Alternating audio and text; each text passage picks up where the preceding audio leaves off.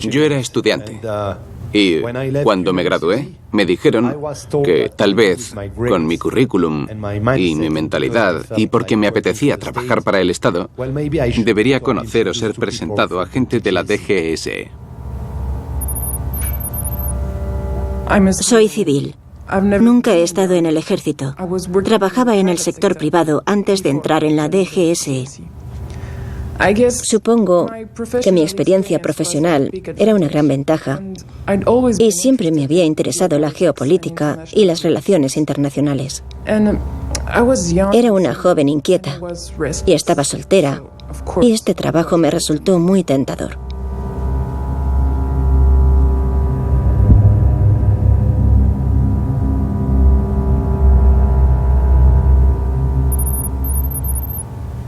Cuando empecé el trabajo, solo había un puñado de personas, alrededor de 7 u 8.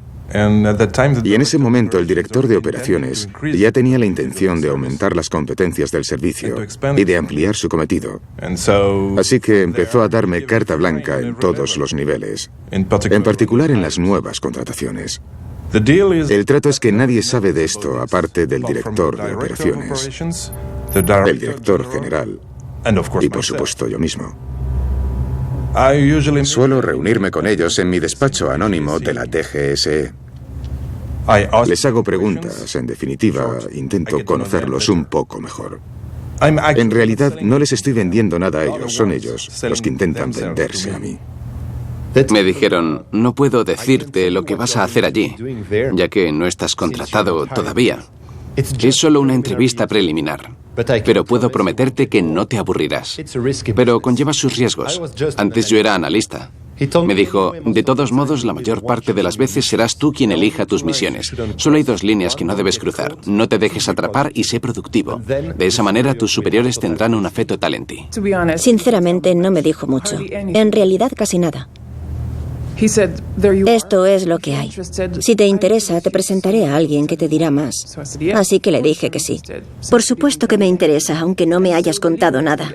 Así que el jefe de la unidad de infiltrados me dijo, soy el jefe de una unidad que se encarga de cosas un tanto peculiares. Después de un tiempo les pregunto si estarían interesados en un trabajo operativo clandestino. En el 80% de los casos, o incluso en el 90%, los candidatos aceptan tras un corto periodo de reflexión. ¿Cuánto tiempo les das para que reflexionen? Les doy unos 4 minutos para que se lo piensen. Entienden bastante bien que, en definitiva, lo que les estamos pidiendo es que se conviertan en espías, por lo que hay una especie de asombro y también de fascinación y atracción por un mundo que es, por definición, un auténtico misterio.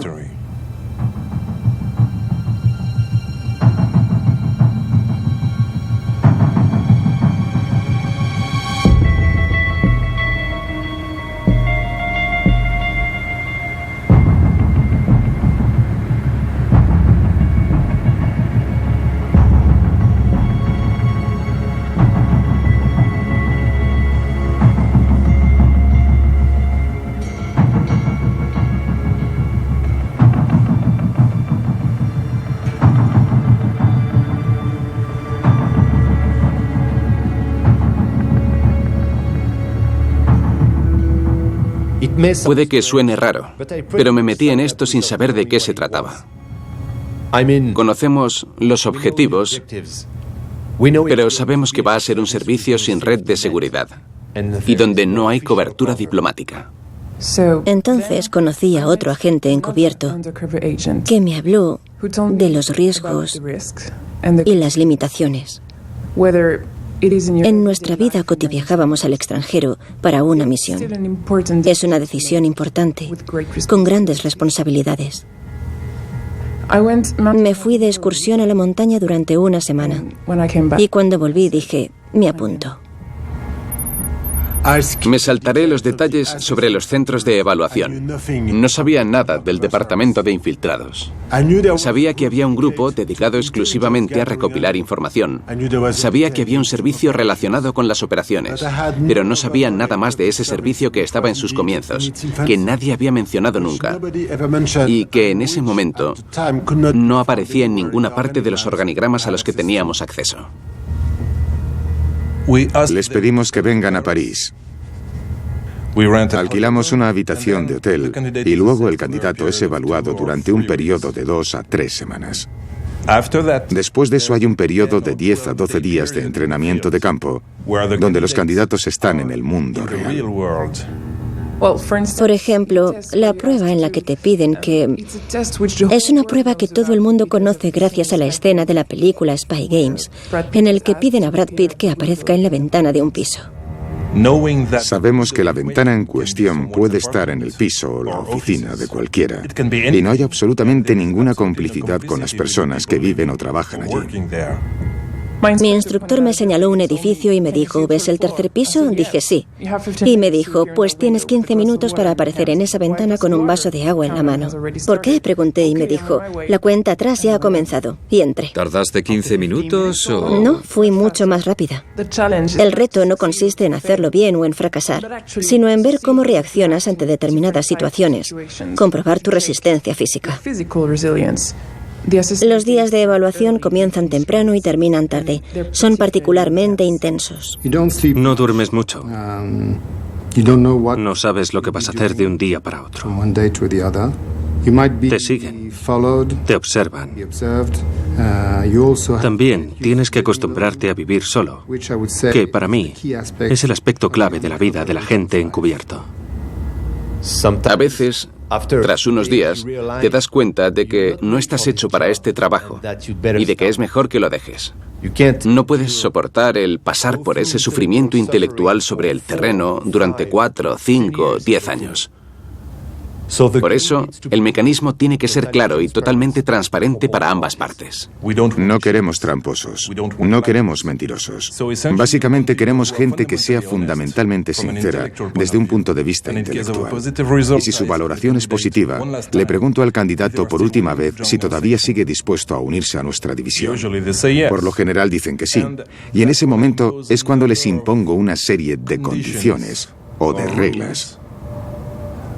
La primera de las cuales es no mencionar nunca que han sido llamados y evaluados para trabajar en esta división. La segunda regla es que asistan a la sesión de formación para todos los empleados que se incorporan a la DGSE, que tiene una duración de 7 a 8 meses y en la que obviamente se espera que obtengan excelentes resultados, y esos son los requisitos que tienen que cumplir.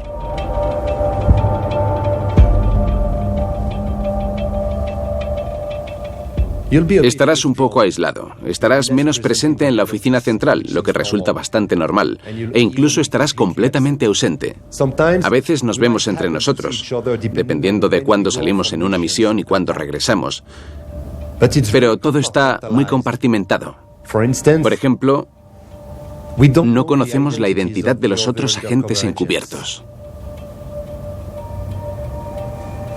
Luego comienza una segunda fase, una fase de entrenamiento donde experimentan la vida clandestina y que dura alrededor de un año.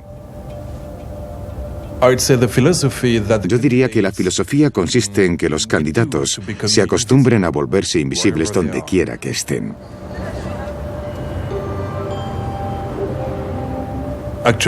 En realidad les enseñamos a comportarse como terroristas. Así que no entraré en los detalles de este entrenamiento.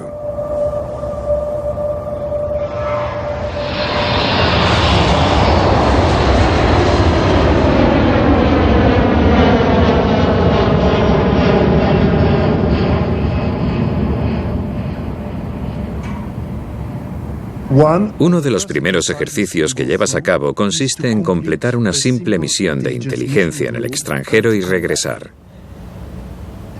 Y las cosas a menudo se ponen difíciles cuando vuelves, porque algunos funcionarios de aduanas a veces colaboran con este tipo de misiones con el Ministerio de Defensa o con la DGSE y se buscan una excusa para interceptar a la gente encubierto mientras pasa por la aduana. Y si las explicaciones que da no son lo suficientemente creíbles, puede pasarse retenido toda la noche o incluso todo el día. Y por supuesto nunca puedes usar tu comodín y decir, vale ya, soy funcionario y trabajo para el Ministerio de Defensa. Nos enseñan habilidades muy complejas. Es un entrenamiento muy serio con mucha preparación, anticipación, análisis, y no estás solo. Yo pensaba que sería una experiencia solitaria, pero no lo es. Cuentas con el apoyo de todo un equipo para organizar la misión incluso cuando estás sobre el terreno. Es como una familia, así que confiamos los unos en los otros. La confianza es clave, especialmente en la adversidad. Es como un equipo deportivo. Atacamos juntos, defendemos juntos y ganamos juntos. Y si fracasamos, fracasamos juntos.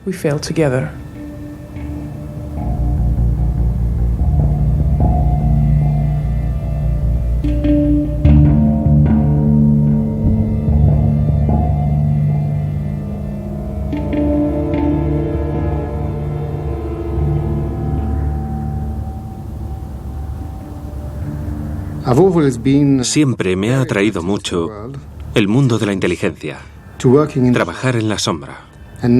Hoy en día, para montar operaciones, como en la región del Sahel, por ejemplo, es necesario anticiparse y se necesita inteligencia. Esto es lo que siempre me ha fascinado. Y más que la información que tratas de obtener, me gusta la emoción de estar infiltrado para conseguir esa información pura y dura. Disfrutas manipulando a una fuente. No porque estés manipulando a una persona, sino porque satisfaces la necesidad de inteligencia de la misión. Sabemos para qué estamos aquí y por qué nos interesan ciertos individuos en particular y por qué les mentimos y los obligamos a contarnos cosas. Puede que sean cosas que no quieran ocultar, es más bien que no saben a quién se las están contando.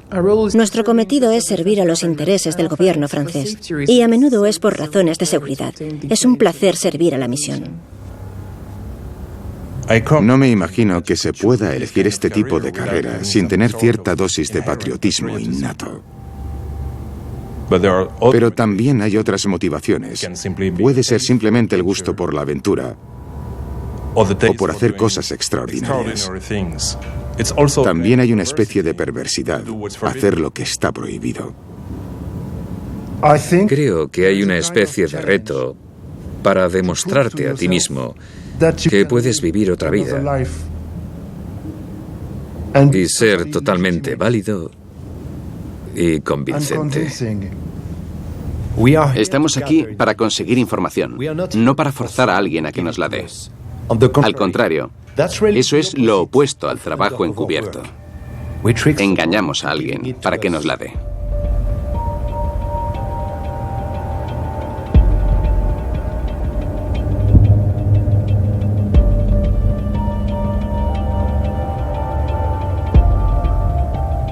El caso es que siempre estamos mintiendo.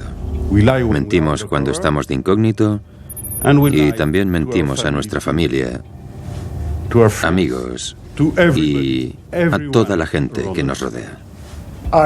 Yo diría que esta es la primera cualidad de un agente infiltrado, que todo el tiempo actúa en un juego de roles cuando está trabajando. Debe ser capaz de mentir a las personas más cercanas a él, incluso a su esposa, porque todos sabemos que las conversaciones de cama pueden algún día tener consecuencias catastróficas. Tenemos una vida, como todos los demás, y tenemos que ser capaces de manejarla. Y lo que controlamos primero es nuestra seguridad y la seguridad de nuestra familia. Si mentimos a nuestra familia, si no les contamos nada, crearemos una frustración que puede provocar que los miembros de la familia sean más descuidados. Manejar, por así decirlo, a la familia es muy fácil. Solo tienes que hablar de tu trabajo como algo muy aburrido y sin ningún interés. De esa manera la gente deja enseguida de hacer preguntas. Por lo general a la gente le gusta más hablar de sí misma y de sus gustos que hacer preguntas. Al final, eres tú quien valora cuánto puedes contarle a tu familia y es tu propia responsabilidad. Por mi parte, mi compañero es la única persona que sabe cuando me voy de misión y admito que le dejo a él la tarea de manejar la situación con amigos, familiares o vecinos. Se ha convertido en un experto en inventar excusas. Y a veces me digo a mí misma que debería tener cuidado. No me gustaría que empezara a vivir una doble vida porque se le daría muy bien ocultarme cosas. Nunca he mentido. Solo hay cosas que no he dicho. Había mentiras en mi historial laboral. Pero eso era un asunto administrativo. Sin embargo, mi esposa no sabía dónde había trabajado. Por lo que a mí respecta, tengo una posición bastante iconoclasta al respecto. Siempre aconsejé a mis agentes de campo que tuvieran confianza en alguien. Puede ser el marido o la mujer, el padre o la madre, un amigo muy cercano. Este trabajo conlleva sin duda un alto nivel de presión, de estrés permanente, una doble vida. Siempre estás mintiendo. Y a veces estás en peligro. Creo que indudablemente el agente necesita una válvula de escape. Puedes mentir sin sentir realmente que estás mintiendo. Pasas a ser otro personaje, alguien que no eres tú, y tienes que asimilar que no has sido tú. O al menos tienes que recordarlo después de la misión. Algunas personas lo llaman esquizofrenia, pero en realidad es como si tu subconsciente cambiara dentro del nuevo personaje. Incluso puede que estés soñando como tu identidad falsa.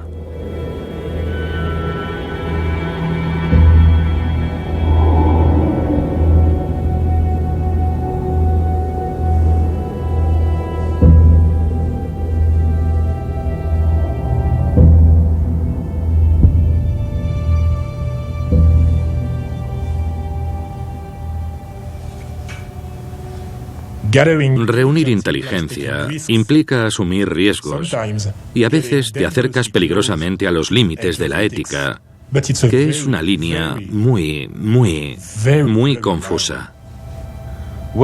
No hay una sola respuesta a esta pregunta. Me enfrenté a este problema cuando empecé a entablar estrechas relaciones con los captores, con fuentes locales que naturalmente no sabían que yo los manipulaba.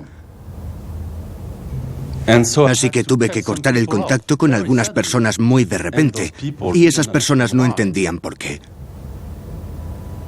De alguna manera tuve que usarlos contra su propio país. Y debo admitir que eso no es muy ético, según mi propio sentido de la ética. Así que elaboré mi propia definición de la ética, que en los servicios de inteligencia consiste en utilizar las debilidades humanas por el bien común del pueblo francés. Se me han planteado algunos dilemas éticos, pero siempre he considerado que el objetivo final era más importante que mis propios dilemas personales. Cuando aceptas unirte a la DGSE, aceptas servir al Estado. Se espera que tengas una gran integridad intelectual y ética. Y creo que cruzar constantemente los límites de la ética es algo inaceptable en este trabajo. Y no se tolera. El Estado francés nos pide que realicemos un trabajo que está al borde de la legalidad, y yo lo hago con total lealtad y conciencia. Los objetivos del DGSE son garantizar la seguridad de los ciudadanos y los intereses del Estado. El fin justifica los medios. Hay mucho en juego para el conjunto de la sociedad. Es una cuestión de seguridad, pero también de opciones políticas estratégicas. Actualmente, en lo que respecta a las relaciones internacionales, los estados son muy interdependientes.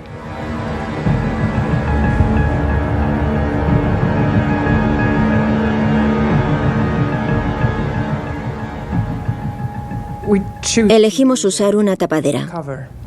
Es un medio para conseguir un fin, no un fin en sí mismo. Y lo usamos cuando los otros medios de inteligencia no son suficientes.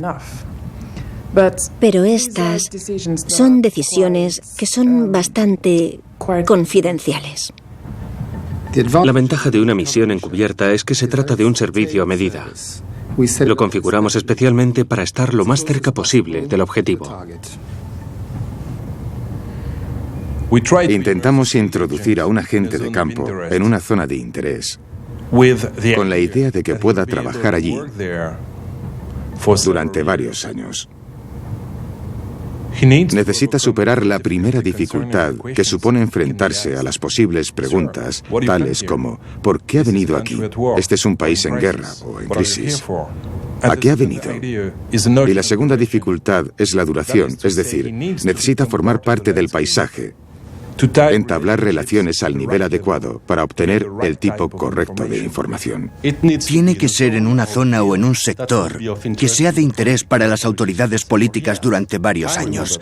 Recuerdo perfectamente que hablamos y apostamos por el Sahel hace 10 años, porque todos pensábamos que había una fractura profunda en esa zona y que necesitaba la presencia de muchos grupos.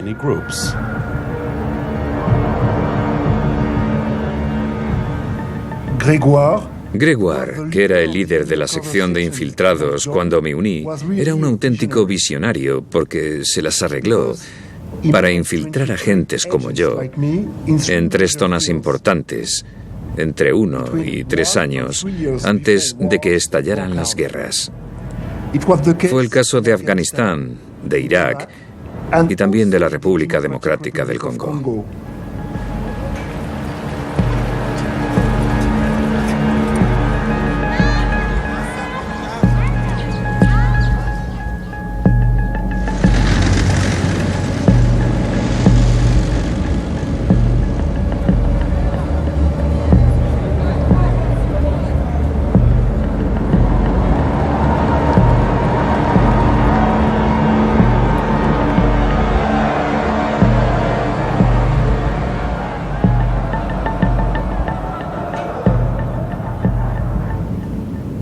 Esto demuestra su capacidad de anticipación y también su decisión a la hora de introducir a los agentes antes de que puedan empezar a cumplir sus misiones.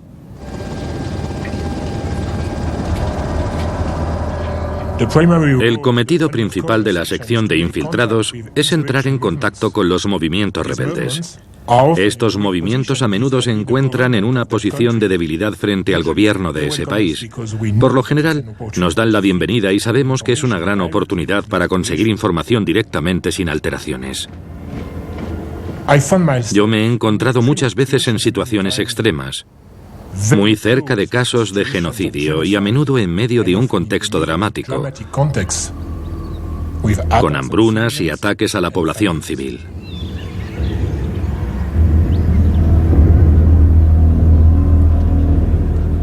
Podemos estar allí para dar apoyo económico, apoyo político o apoyo militar.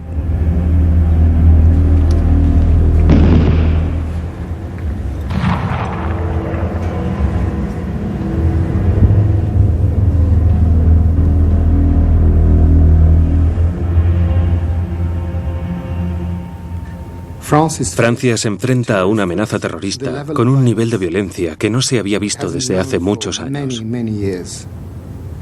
Para contrarrestar esta amenaza, tanto en el territorio francés como en el extranjero, necesitamos inteligencia, información. Y ese es el trabajo de los agentes de la DGSE.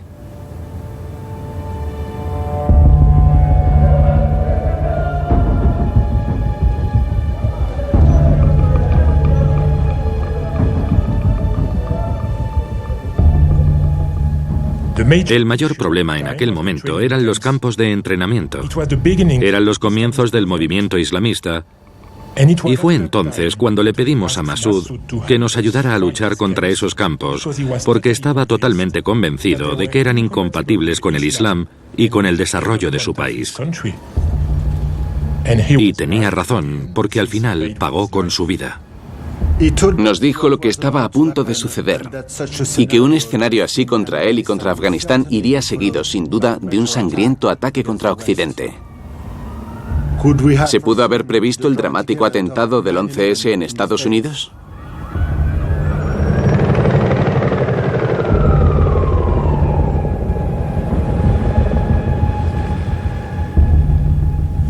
Creo que puedo afirmar que fuimos testigos, y yo estaba en primera línea, de la creación de lo que ahora es Al-Qaeda. Fuimos testigos de la aplicación de una metodología que sin duda reconozco en los acontecimientos actuales en Siria y en Irak, con Daesh y el Califato.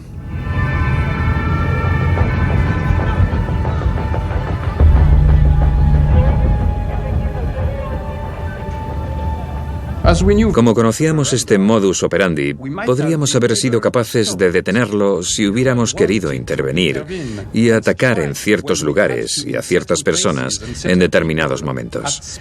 Cuando digo atacar, quiero decir, por supuesto, neutralizar. Quiero decir matar. Había infraestructuras que destruir, redes que neutralizar y gente que matar. Es obvio y es parte de las misiones del servicio secreto. No pretendo criticar las decisiones que se tomaron en aquel momento. En retrospectiva es fácil decir, deberíamos haber hecho tal cosa.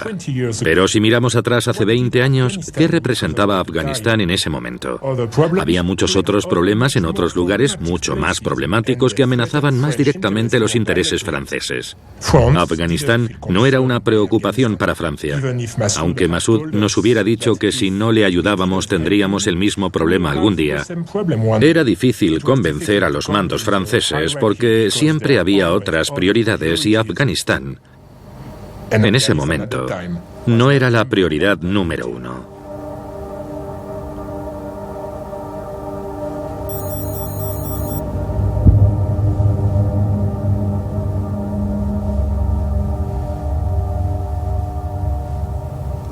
La pregunta es por qué trabajamos infiltrados, conociendo el riesgo físico humano y el riesgo diplomático.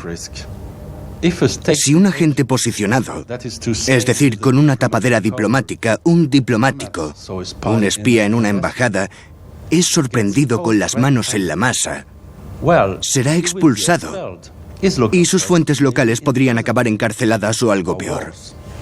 Todo esto es aceptado. ¿Pero es ético o no? Ese no es mi problema. Es parte del juego de los estados. Si se atrapa al agente infiltrado, supondrá un grave problema para él y a nivel diplomático, si hay pruebas reales de que Francia ha estado implicada, será difícil de justificar. Por eso nuestros superiores son siempre reacios a utilizar ese tipo de recursos humanos. Pero hay un número de zonas en el mundo que despiertan mucho interés, donde no tenemos representación diplomática. Así que en estos casos no tenemos otra elección que enviar agentes encubiertos. Nos marcamos unos límites que no debemos cruzar. Y somos muy conscientes de ellos cuando estamos sobre el terreno, porque poco a poco vamos adquiriendo experiencia con cada misión. Bueno, creo que si hubiera traspasado demasiado estos límites, no estaría aquí para hablar de ello.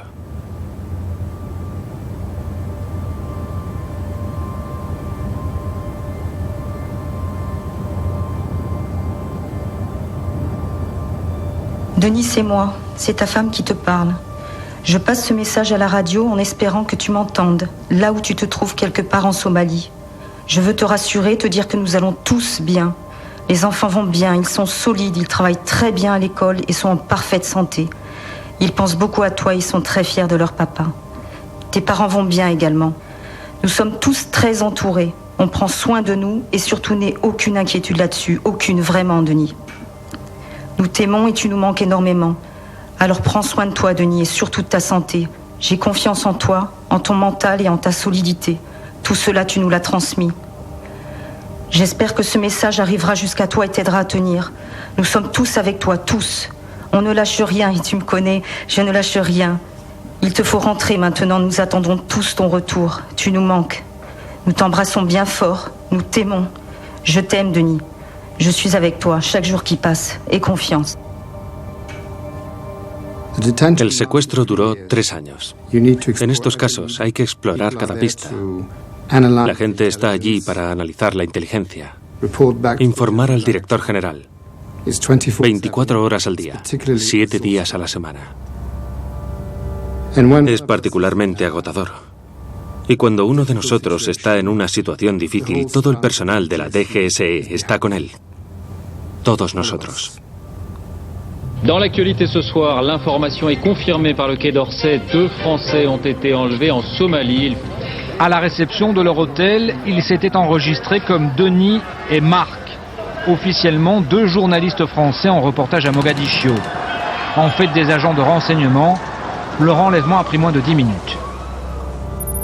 Suele ser un tema muy delicado para la gente de esta sección porque son situaciones muy complicadas de resolver.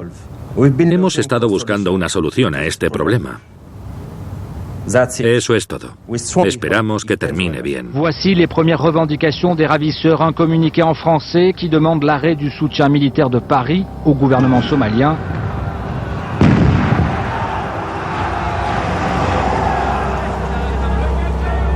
Marc Aubrière est libre. Il a réussi à s'enfuir en pleine nuit. Je suis content d'être libre, mais je me fais du souci pour mon collègue qui est encore retenu en otage. L'enlèvement d'étrangers est très fréquent dans ce pays, l'un des plus dangereux au monde.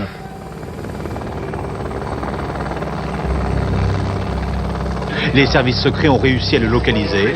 C'est là, à Bulow-Marère, que les militaires français ont lancé l'assaut en hélicoptère. Le commando devait libérer Denis Alex, agent des services secrets, otage depuis 3 ans et demi. Lors de l'assaut, de violents affrontements s'engagent.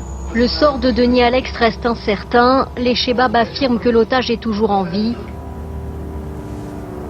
Tout donne à penser que malheureusement Denis Alex a été abattu par ses geôliers.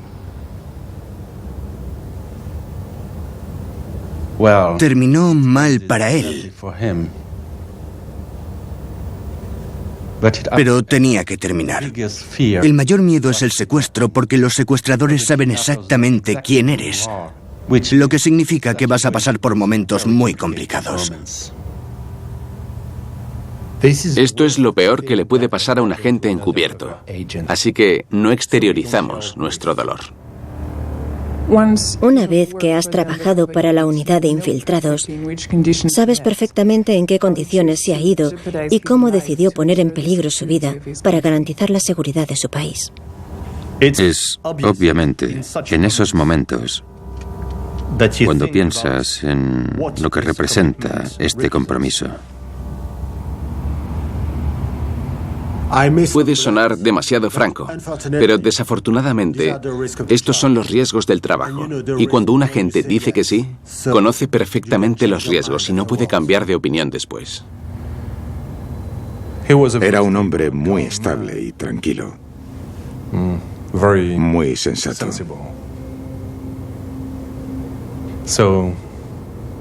Y la noticia de su muerte fue una tragedia para mí y mis compañeros. No diré nada más por respeto a su familia.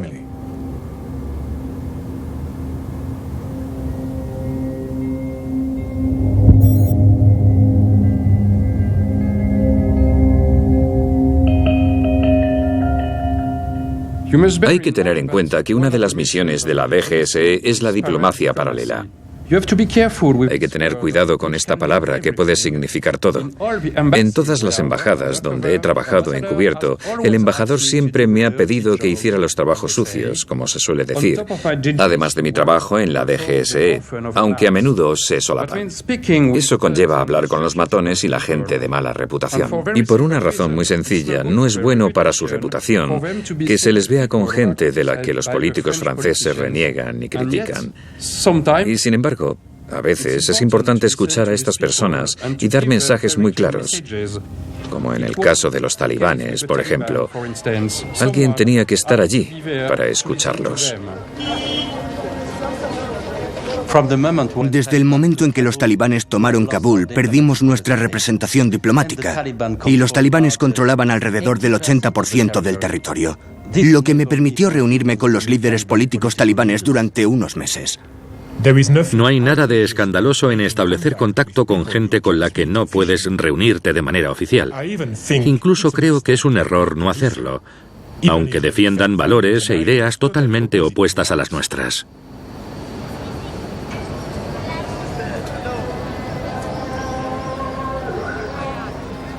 No diré que no fue un régimen de tortura. Fue una dictadura basada en la violencia y que masacró a numerosas minorías.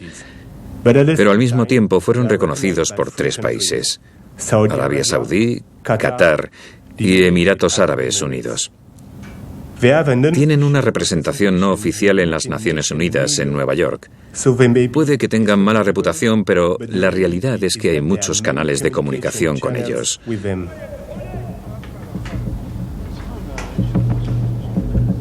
Podemos decir que este es un punto clave para los servicios de inteligencia. Tienen un radio de acción de 360 grados. Hemos tenido contactos con Massoud, con la Alianza del Norte, con los talibanes e incluso con algunos opositores a los talibanes. Un agente de inteligencia no se pregunta si las personas son buenas o no, sino que recluta a las fuentes que le proporcionarán el material de inteligencia clave.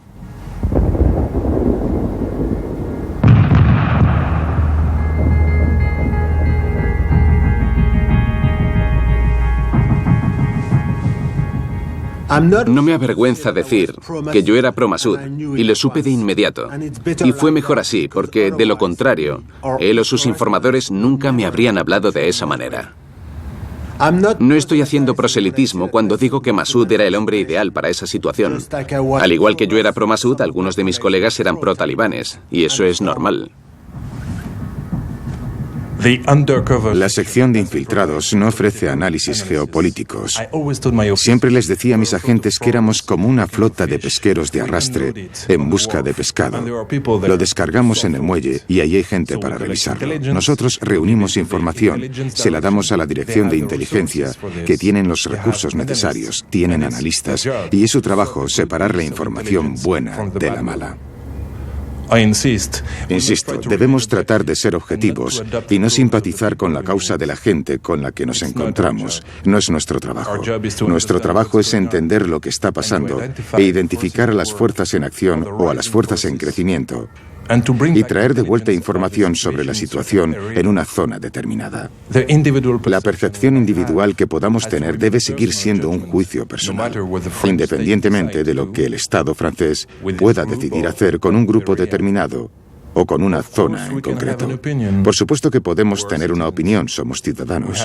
Tenemos derecho a votar y el derecho a estar en desacuerdo con las decisiones del gobierno. Pero como agentes de inteligencia, tenemos que ser completamente objetivos. Somos muy cuidadosos cuando recibimos cualquier dato de inteligencia y no podemos verificarlo, porque podría ser un engaño.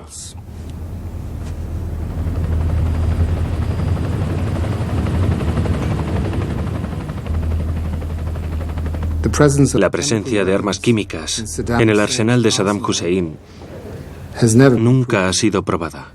Y sin embargo, trataron de hacernos creer que era verdad. Mr. Colonel Powell. Thank you very much, Mr. President. Saddam Hussein and his regime are concealing their efforts to produce more weapons of mass destruction. Less than a teaspoonful of dry anthrax in an envelope shut down the United States Senate in the fall of 2001. This forced several... No digo que no sea verdad. Digo que nunca lo averiguamos. Y que mucha gente trató de denunciarlo, pero nunca lo demostró. Vieron camiones circulando, pero nadie vio nunca las armas. En aquella época yo estaba a cargo de la evaluación, o mejor dicho, me ocupaba de las fuentes que trabajaban en el tema de las armas de destrucción masiva. Y un día el director nos convocó y nos preguntó directamente: ¿existen o no armas de destrucción masiva? Voy a reunirme con el presidente en una hora. Quiero una respuesta. Bueno, el analista dijo que no la sabía, por diferentes razones. Así que yo respondí: lo único que puedo hacer es validar las fuentes que tengo. Y mi conclusión es que no hay ningún arma. L'Irak ne représente pas aujourd'hui une menace immédiate telle qu'elle justifie une guerre immédiate. La France en appelle à la responsabilité de chacun pour que la légalité internationale soit respectée. Creo que cuando Francia decidió no intervenir en Irak fue porque tenía buena información, y esto le permitió al señor de Villepin evitar meterse en un terreno muy resbaladizo. Entonces, en ese momento, ¿cree que la DGSE estaba diciendo no creemos que haya armas de destrucción masiva? Sí, esa es mi impresión. Aujourd'hui, il y a une alternative à la guerre. Désarmer l'Irak par les inspections. De plus, un recours prématuré à l'option militaire serait lourd de conséquences. L'autorité de notre action repose aujourd'hui sur l'unité de la communauté internationale.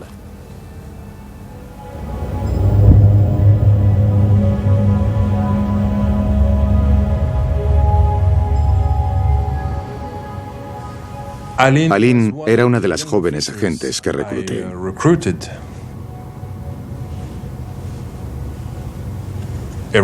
Todo estaba bien hasta el día en que vino a verme, una semana antes de su partida a la misión. Ella me dijo, tengo algo que decirte, y llevo algunas semanas tomando antidepresivos y no estoy segura de querer seguir adelante. Fue muy sincera y la felicité por ello. Y me aseguré de que pudiera encontrar otro puesto que fuera gratificante para ella dentro de la DGSE. Ella sigue trabajando para la institución ahora y hasta donde yo sé, todo le va bien. Somos personas con tendencia a la depresión y con una enorme energía interior al mismo tiempo. Así que sí, siempre tenemos esa melancolía. Pero creo que siempre la hemos tenido dentro de nosotros. Antes teníamos pocas ilusiones acerca de la humanidad y después la cosa no cambia. Aún así estamos muy contentos por poder conocer gente todos los días. Así que tenemos un lado depresivo y un lado entusiasta. Tal vez sea eso lo que nos da nuestra estabilidad. Es un equilibrio inestable. Llegamos a ver el mundo desde un ángulo diferente. Consideramos a las personas de manera diferente. Vemos sus grandes cualidades o sus defectos más profundos. Hay un complejo periodo de transición cuando regresas de un conflicto. Estabas inmerso en una guerra y enfrentándote a la muerte. Y al día siguiente estás de vuelta en París. Ha habido momentos para relajarse, que no necesariamente suceden justo cuando vuelves, y creo que eso influye en tu comportamiento. Creo que la idea del apoyo psicológico, lo que llaman intervención inmediata, ha sido una medida excelente para los agentes sobre el terreno que se han enfrentado a situaciones difíciles y que necesitan hacer frente a estas dificultades y lo hacen con mayor o menor facilidad y rapidez. Creo que hay que ser muy humilde en esas fases, mirar las cosas como realmente son y admitir que no vas a salir indemne de ahí.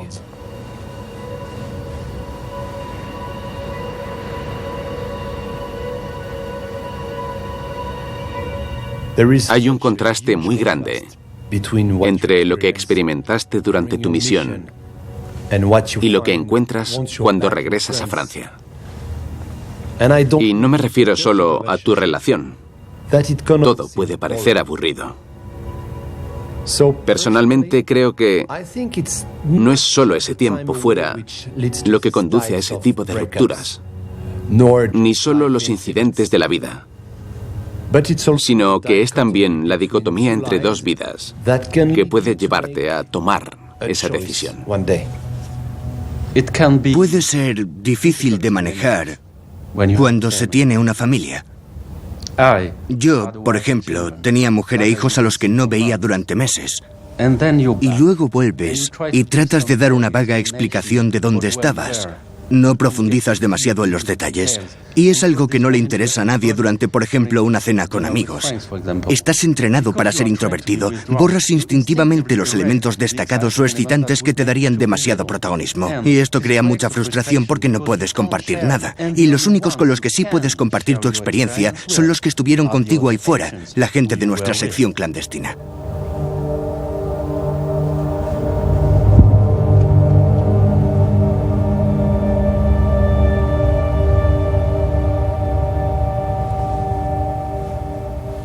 Es posible implicarse emocionalmente con la gente durante tu misión. Sin embargo, siempre hay una línea que no puedes cruzar. No puede haber una relación seria. Se puede tener una simple relación sexual, sin otro objetivo que el placer. Pero eso ya pone en peligro la tapadera de la gente y, por lo tanto, su seguridad y la seguridad de la misión. Por ese tipo de razones, hay ciertos límites que no conviene cruzar. La regla más importante que cumplir es evitar todas las relaciones que tienen una dimensión personal, o peor aún, una dimensión íntima. Son las normas de la DGSE. Personalmente yo tengo una posición bastante diferente al respecto, porque si se envía a un joven agente a una organización humanitaria donde va a pasar 6 meses en un contexto difícil, parece totalmente absurdo obligarlo también a llevar una vida monacal, mientras que la gente a su alrededor intenta relajarse. Mi consejo era que deben sumergirse totalmente en el contexto donde son enviados. Y si eso significa tener una relación íntima con alguien, tú sabrás cómo manejarlo. Y si eso significa fumarse un porro por la noche, tú sabrás cómo manejarlo. Para mí no está prohibido, ni es una tarjeta roja. Unas cuantas veces, pocas, he tenido que reaccionar y argumentar que no deberíamos cancelar una misión que se llevó a cabo bien, solo porque hubo lo que ellos llamaron una mala conducta. Porque para mí no había mala conducta.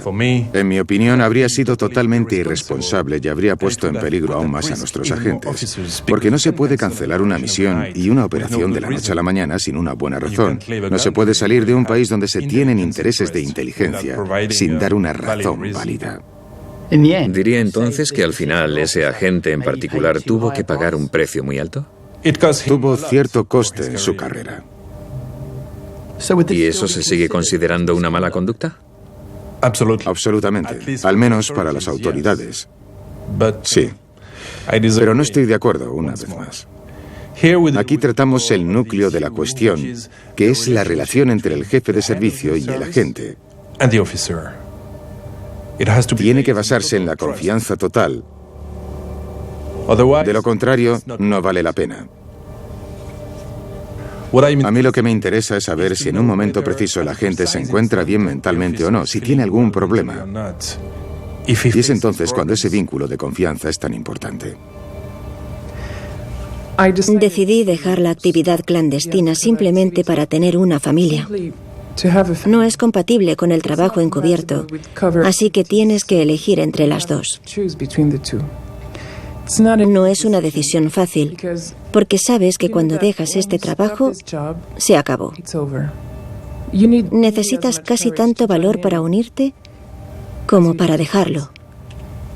No es una decisión fácil de tomar.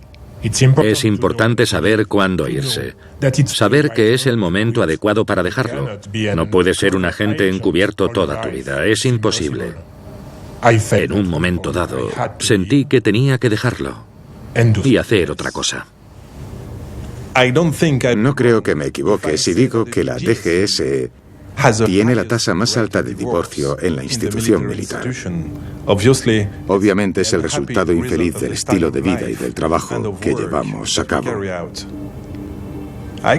Yo también lo viví. Sería demasiado fácil decir que es parte del trabajo, pero es una realidad inherente al trabajo. Cuando trabajaba 35 horas al día, como solía decir en plan broma, tenía muchos días y semanas de muchísimo trabajo, pocos fines de semana libre y sin vacaciones. Está claro que tiene que afectar a la vida familiar y te sientes un extraño en tu propia casa. Esto es lo que me pasó. Después de un tiempo me sentí totalmente desconectado de mi familia.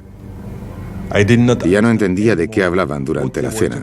Estaba inmerso en mi mundo. Y ese es el tipo de situación que no puede durar mucho tiempo. No podía desconectar mi mente del trabajo. Siempre estaba trabajando.